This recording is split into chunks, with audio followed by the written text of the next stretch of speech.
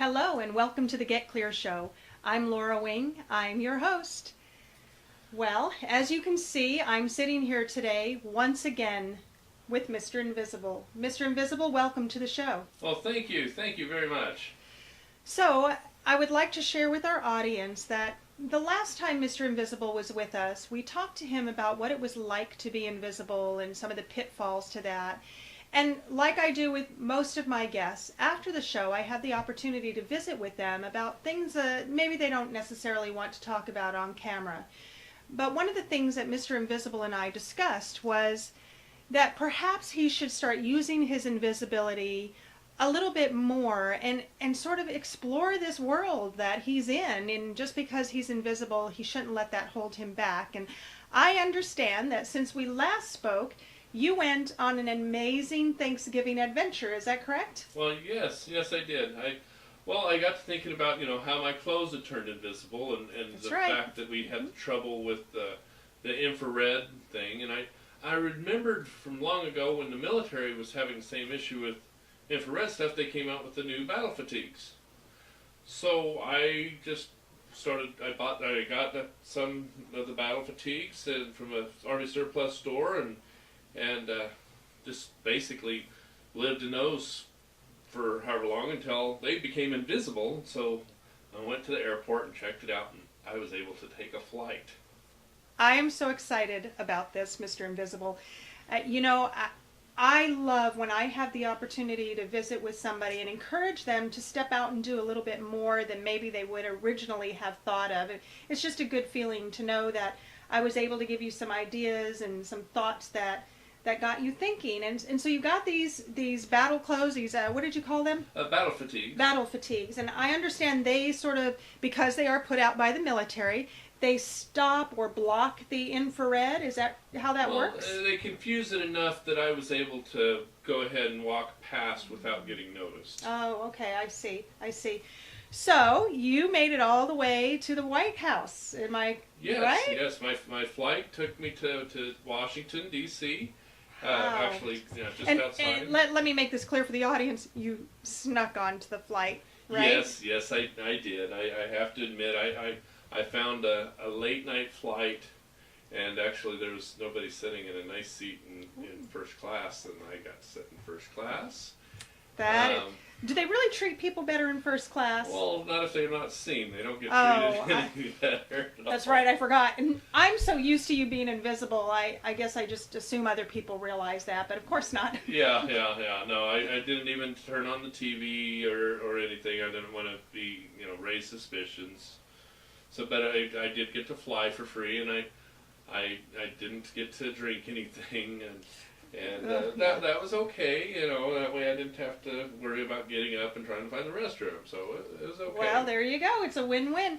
So you made it all the way to Washington, D.C., and went to the White House, and I understand you sat in on President Obama and his family while they were having Thanksgiving dinner. Well, yeah, I went ahead and I went on the presidential tour of the White House, and was able to just sneak upstairs and walked right past the security. Nobody noticed. I didn't cause any problems. This is so exciting for me. Mr. Invisible, everybody wants to know, really, not what we saw in the news, but what did they have for Thanksgiving dinner? Well, actually, Mrs. Obama did have McDonald's again. I was kind of disappointed at You're the cheeseburger. kidding. Michelle Obama had a cheeseburger on Thanksgiving? On Thanksgiving. I don't know From if that McDonald's? Yes. Oh. Which I didn't know McDonald's was actually open on Thanksgiving. But Well, I apparently assume they if you're were the somewhere. president or, you can probably make McDonald's open up. Yeah. After all, Walmart was opened up. Well, I mean, there was food there, and the president came in and he grabbed a bite, and he was talking on the phone to somebody. He kept calling sir. He was on the phone with somebody. He kept calling Sir, yeah. Sir. He kept. Sir. Yeah. Yes, sir. Okay. Yes, sir. We'll get right on it right away, sir. Yes, we can blow up another one. Yes, sir. That was what I heard. Blow up another what? I was just nervous to be there. Between the kids and the dogs and Mrs. Obama and the president himself, and it was really kind of interesting. They're really I would have expected them to to sit down and have a nice spiritual Thanksgiving like the ones I remember from when I was a kid. Of course. And the ones I Very always tried to American. Yes, and it wasn't really quite that way. I mean, there was turkey Oh. there on a table, along with all the other fixings and The stuff. McDonald's. And a McDonald's, yeah. So it's like, which I understand. I get tired of turkey too, and I'm sure you get tired of putting on the show and eating all the rich food and stuff. So having something simple was, I can understand that. I get strange cravings for strange food myself at times, especially since I've been trying to watch what I eat, or so that nobody else can watch what I eat. You know? Oh, yeah. Yeah. Yeah. Is weight an issue when you're invisible? I mean, I wouldn't think it would be. Unless, of course, you got so large you'd have to take up 2 airplane seats. I'm sure that would be even more of a challenge. That could be more of a challenge. I think just since I do pay attention to, I don't eat as much out in public.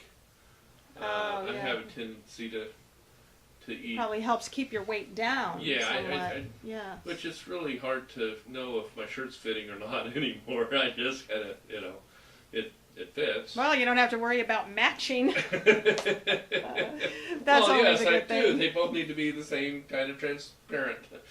Well, true. Of course, I wouldn't know. I've never been invisible. So I want to get back to this presidential Thanksgiving dinner that you had the opportunity to sit in on.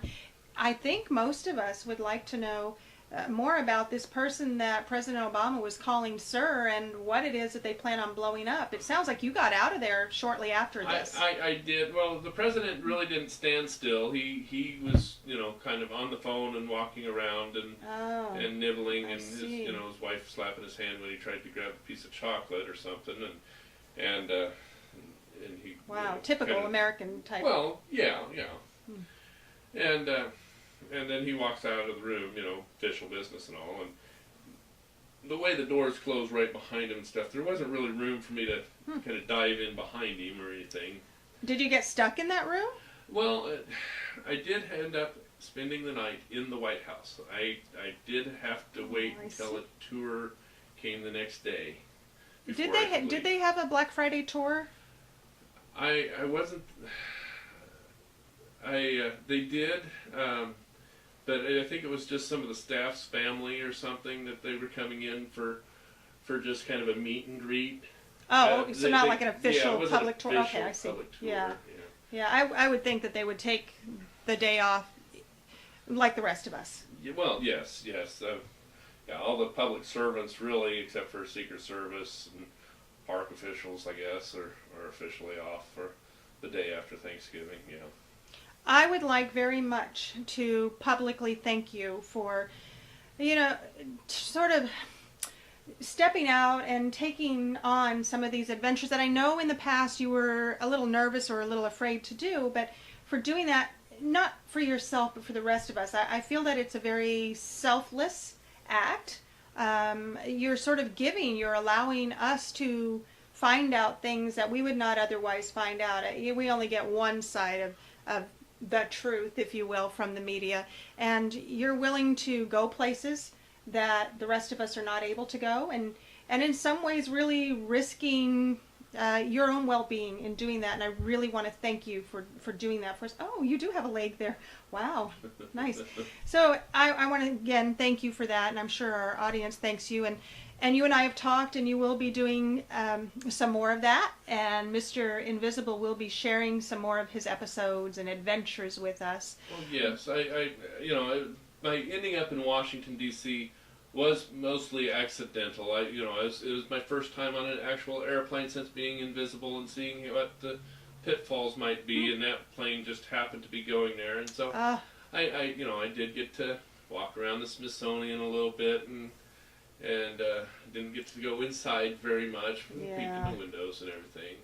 But your next trip, do you think you'll ever go back to D.C.? Do you think you'll do that again? I think D.C. is a very exciting place. Oh. I'm also still interested in. I know that NORAD is not as special as it once was, but there's still other rumors of things inside of NORAD other than just the communications and the buildings. And I think some of us would really appreciate it if you would check out Area 51. Well, Or is that on your agenda now? well, I don't really want to alert anybody if I'm going to any place that would be secure. Makes sense. Makes sense. And so, yeah, I mean, there's a lot of places I would like to visit, and known military bases like Area 51 and NORAD and some of the bases, in Wyoming and things would be things that I would like to go and see. I think it would be fun just to get on the aircraft carriers and go for a ride, but I'm scared of how soon I would be able to get back. True. So- Yeah, that might take a while. Of course. Yeah, We are running out of time, Mr. Invisible, and you asked if I would share this with the audience, and I will, just in the interest of cultural sensitivity.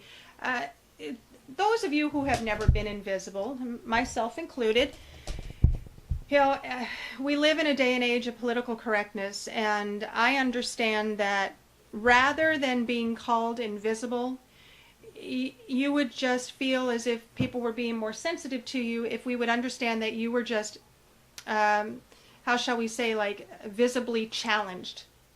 Well, yeah. So it's because we do have, those that can't be seen do have extra challenges that the seen don't really face. I mean, erratic driving. You never, you pay attention when a kid jumps out in front of you, but you'll never see me jump out in front of you. And since I do know that, I do take more responsibility for myself than other people that jump out into traffic, or other people that make choices that are detrimental to their life. Yes. So I try to realize that things that have happened to me are not somebody else's responsibility. I have to take care of myself. I understand. One of the things that an idea you've kicked around is maybe putting together a line of bumper stickers that, much like the ones that we have for motorcycles, where there's a picture of a motorcycle and it just says, watch, so that people are just being alert, just be alert. And you're thinking about coming up with a line of unseen people for your bumper stickers, is that right? Yes, and even though originally I thought it would be quite humorous to have invisible bumper stickers, but then nobody would see them, so that would kind of kill the fun out of that one. But although it does make sense. Yes. Well, I'm sorry, I've taken up more time than our audience really has, and we are going to have to let you go today. I want to thank you so much again for taking the brave step of going to Washington, D.C., of getting on that first flight as an invisible person, and an unseen person, and sharing that with us. And I thank you also for agreeing to be a guest in the future and share with us some more things that most of us don't have the privilege of getting to know. Well, I plan to rendezvous with you later at the other location that we talked about off camera within a week. All right. We'll see you then. Well, that sounds great. Thank you so much for listening to the Get Clear show. Again, thank you to our special guest, Mr. Invisible, one of the unseen. Have a great day.